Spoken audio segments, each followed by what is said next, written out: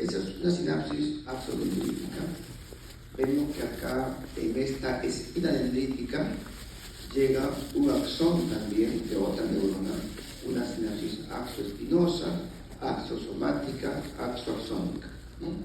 Diferentes tipos de sinapsis que eso me parece que ya lo han visto. Y acá vemos una neurona que está en el asta anterior del medio espinal, ¿no? Esta de aquí, que emite su axón y llega a este músculo, a esta célula muscular. No a todo el músculo, sino a alguna célula muscular dentro del músculo. Vemos también que acá, en este tendón, hay una estructura que se llama órgano tendinoso de Golgi, que tiene una... Pero tenemos esta neurona que tiene una estructura inicial en el tendón, que cuando hay un estiramiento del tendón, del músculo, genera también una corriente eléctrica que va a transmitirla a esta otra neurona.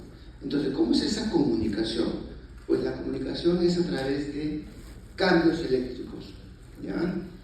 Estas neuronas, estas células nerviosas o neuronas tienen la capacidad de tener una actividad eléctrica que vamos a describir en el momento. Esa actividad eléctrica puede ser, cuando hablamos de una célula se comunica con otra célula, puede ser por descarga eléctrica simplemente o por transmisión de sustancias que van a generar un cambio eléctrico. Muy bien, ¿qué es el potencial de membrana? Esto es un poquito pesadito, pero hay que entenderlo. Potencial de membrana. La palabra potencial, desde el punto de vista eléctrico, es la capacidad de generar corriente, ¿sí? Y básicamente la capacidad de,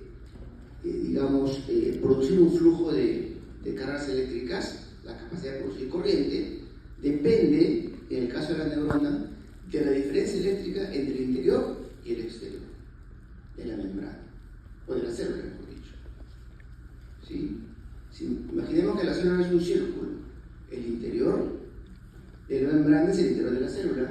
Tiene cierto tipo de cargas eléctricas y el exterior de la membrana, el exterior de la célula, tiene otro tipo de cargas eléctricas. Sabemos que el interior de la neurona es más negativo. Nosotros ahí estamos viendo el dibujito. Si yo mido con este aparatito, mido el interior de la célula, el interior de la membrana, veo que hay una diferencia negativa con respecto al exterior. Es decir, en el interior hay más iones negativos que iones positivos en el exterior, ¿correcto? Esta presentación debe estar colgada y si no se las dejo acá el PDF, les dejo acá en el escritorio, ¿ya? Pero entonces, nosotros sabemos, por ejemplo, también otra diferencia, aparte de que el interior de la célula es más negativo que el exterior, sabemos que el interior tiene otra composición. En el interior de la neurona, ¿qué cosa hay más? ¿Qué ion? ¿Qué ion abunda en el interior? ¿Cómo? Potasio, ¿no es cierto? Y en el exterior, sodio, ¿correcto? Eso, que también aprendí hace mucho tiempo, eso es fundamental, ¿correcto? En el interior también tenemos sodio, perdón, pero tenemos mucho potasio, ¿no?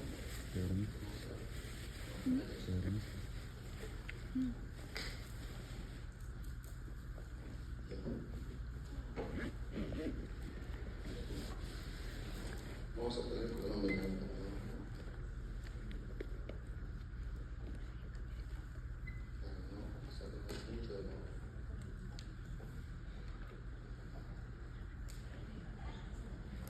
Muy bien. ¿Qué tenemos adentro? Tenemos bastante potasio, tenemos algunos aniones orgánicos, ¿correcto? O sea, iones orgánicos, residuos proteicos de carga negativa, sodio un poquito, cloro un poquito, calcio muy poquito, ¿correcto? Y afuera tenemos algunos aniones orgánicos, tenemos potasio muy poquito, bastante sodio, bastante cloro y también calcio, ¿no? Entonces, ¿qué es el potencial de membrana? La diferencia en potencial eléctrico entre el interior y el exterior de la célula, ¿correcto? ¿Y de qué depende esa diferencia de voltaje eléctrico? Pues justamente del paso del interior al exterior o viceversa de estos componentes, del sodio, del potasio, de los aminos orgánicos, etc. Y acá están los tres tipos de potenciales. Vamos a ir desarrollando cada uno de estos a lo largo del día de hoy, ¿sí? Vamos a hablar de potencial de membrana en reposo bastante, pero vamos a hablar de potencial locales y al final de potencial de acción. Entonces, ¿qué cosa es el potencial de membrana en reposo? Es como está digamos, esa diferencia eléctrica entre el interior y el exterior en estado de reposo. ¿Qué significa estado de reposo? Que esa célula, que esa neurona no está recibiendo estímulos en ese momento, ni químicos, ni eléctricos, ni de ningún tipo, ni físicos. Porque vamos a ver que algunas células con estímulos físicos cambian su composición eléctrica. Muy bien, entonces eso es el potencial de membrana de reposo. El potencial de estado estable o el potencial de membrana en ausencia de estímulos, ¿correcto? ¿Y la amplitud es uniforme? No es uniforme. ¿Por qué? Porque siempre puede ser que de acá la cantidad ínfima de potasio sale o entra, ¿no? Igual con el fluoro, pero son cosas que están en continuo movimiento, pero no generan un cambio mayor, sino que se mantiene el potencial eléctrico prácticamente estable.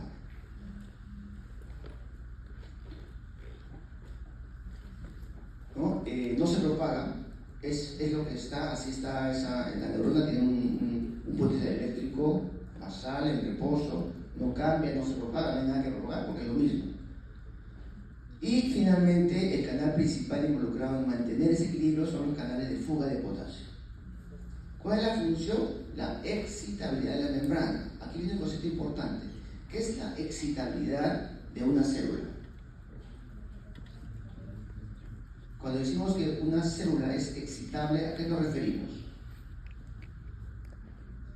A que es capaz de, ante cierto estímulo, provocar un cambio eléctrico.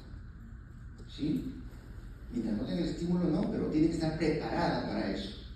Bueno, la función del potencial de membrana de reposo, la función de esos canales de fuga y una serie de mecanismos que vamos a mencionar, como la bomba de sodio y potasio, es que la neurona esté lista, esté excitada, esté lista para que cuando llegue el estímulo ejerza una función necesaria. Los potenciales locales, entonces, acá hay potencial de reposo que está alrededor de todas las células cuando hay estímulo, y acá hay dos potenciales que tienen que ver con estímulos. Uno se llama potencial local, su nombre dice que es un cambio eléctrico que va a tener, ante cierto estímulo, un cambio eléctrico que va a ser local, no se va a transmitir necesariamente. Y también tenemos el potencial de acción, que ese se va a transmitir, lo vamos a describir al final, y que es muy, muy intenso. Entonces, una célula excitable, cuando tiene un estímulo, va a responder ese estímulo, pero estoy hablando de un estímulo, ¿no es cierto?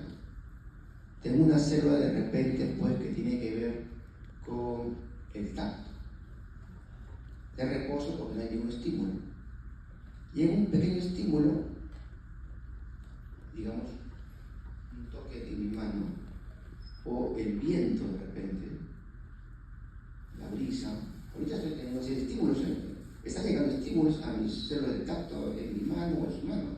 No lo sentimos. ¿Por qué? Porque no es lo suficientemente intenso. Pero está ocurriendo. Entonces, en mis células receptoras, ese pequeño estímulo ejerce potencial local, pero no se va a transmitir y por lo tanto no lo voy a sentir. ¿Por qué no se va a transmitir? Porque es muy ínfimo y porque es un estímulo. Pero si yo mido mi actividad eléctrica en esta célula, va a haber un cambio eléctrico, sube el potencial, o se despolariza un poquito y regresa.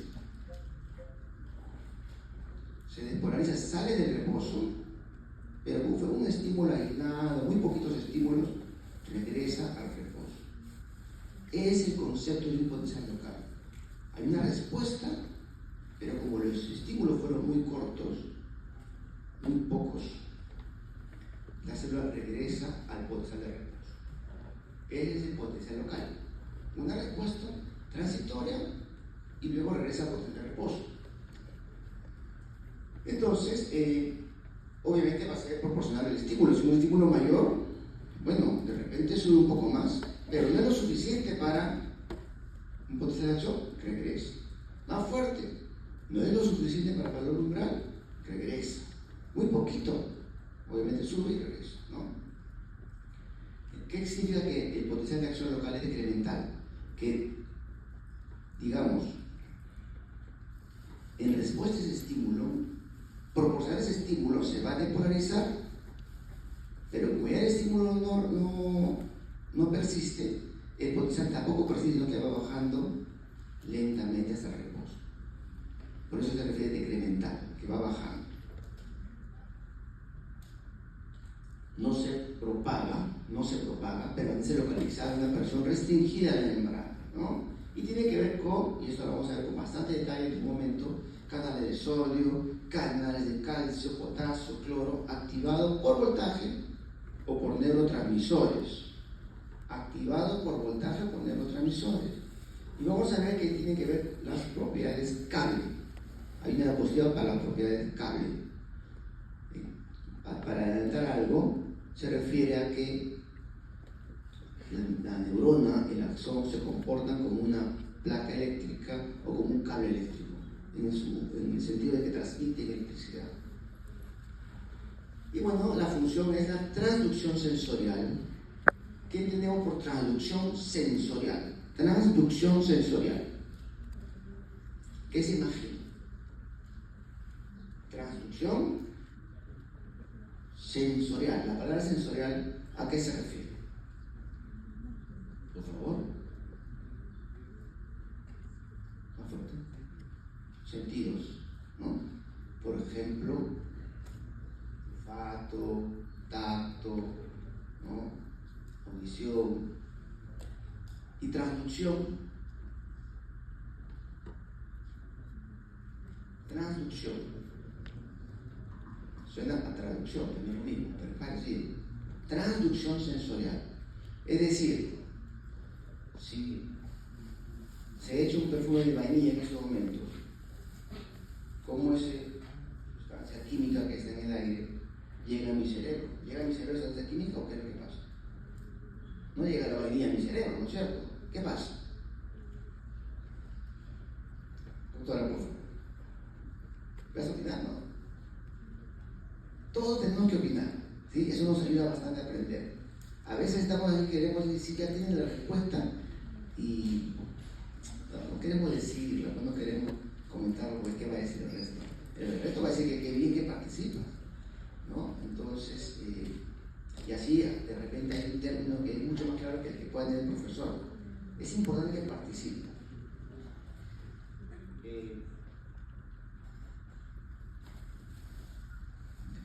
No es mi culpa. Hay un alumno que está haciendo ruido. Yo sé que la clase es aburrida, pero si a los 5 minutos de clase alguien está dormido, eso no es culpa del profesor, es que su amigo durmió bien. Si a los 10 minutos de la clase está aburrida, seguramente yo lo voy a comprender, me voy a dar cuenta. Pero bueno, chicos, regresemos al punto. Transducción sensorial. ¿Qué pasa cuando yo, no sé, como algo picante? No es que el ají va a ir a mi cerebro. ¿Qué sucede? Entonces, se convierte en impulsos eléctricos. Eso es la transformación de la transducción sensorial. ¿Qué es? Es la transformación de un estímulo físico, químico, etcétera, en una corriente eléctrica. ¿Cómo se hace eso? Pues porque tenemos células especializadas. Y esas células especializadas funcionan en base a potenciales locales. ¿Ya? Vamos a ver, tengo una cuestión en otro momento. Y Bueno, también tiene que ver con el potencial sináptico. Hay un efecto neurotransmisor, pero para que haya un potencial de acción, estamos hablando de transmisión, ¿no es cierto? Efecto neurotransmisor, pero son potenciales locales, no transmiten, ¿correcto? Los potenciales locales no transmiten, pero para que haya un potencial de acción en una determinada célula, en la célula que va a transmitir, tiene que haber un montón de potenciales locales. Si una célula que tiene la capacidad de transmitir recibe un potencial local, un estímulo pequeño, va a tener un potencial local, no transmite nada. Recibe 2 o 3, va a tener un potencial local un poquito más fuerte, no va a transmitir nada.